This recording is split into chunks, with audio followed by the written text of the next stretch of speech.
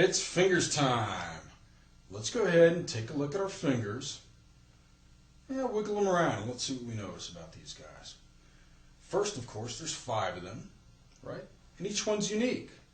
They have different sizes, right? Different strengths. They have various degrees of dexterity. They've got different degrees of independence from each other. Different ranges of motions, right? And lastly, different positions with respect to your hand.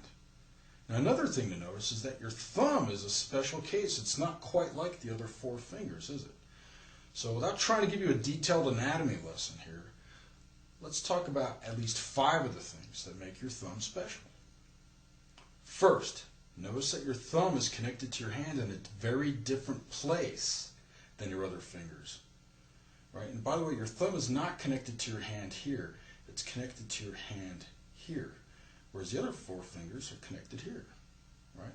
Second, using our wrist as a point of reference, notice that the tip of your thumb does not extend as far away from your wrist as the other fingers. Right? Your thumb tip ends here, but your fingers continue, and their tips are way up here. Third, notice that your thumb is extremely independent from the other 4 fingers.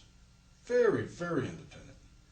Fourth, notice that there's a huge amount of reach between your thumb and your index finger. In fact, a lot more reach than there is between any other 2 adjacent fingers.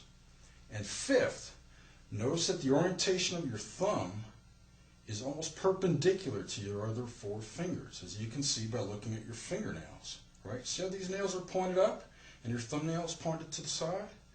So anatomically speaking, if you move your fingers like this, the equivalent motion of that in your thumb is really this. So let's just store that for now. It's going to be very important when we start talking about our technique at the piano.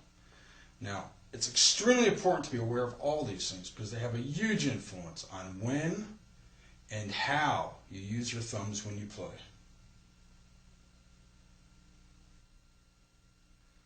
Now, before we go on, I think it's time to make a very important point, and that is this. Your fingers are fine just the way they are.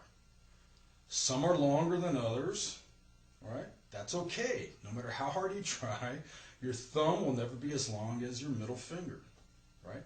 Some fingers are more independent than others. That's okay. No matter how hard you try, your ring finger will never be as independent as your thumb. And some fingers are stronger than others. That's okay. No matter how hard you might try, your pinky is never going to be as strong as your index finger. So, you don't need to do any special finger strengthening exercises or finger independence exercises. Right? Not only are these things unnecessary, but they can be extremely harmful because they cultivate tension and rigidity. Now, a little bit of massage, and some mild stretching is okay. That's very cool, but do not try and bulk up your fingers. Besides, most of your power and coordination comes from the rest of your piano playing body anyway. Think of it this way. Trying to play the piano with just your fingers is like trying to run with just your feet. Now, let's take a look at how our fingers move, shall we?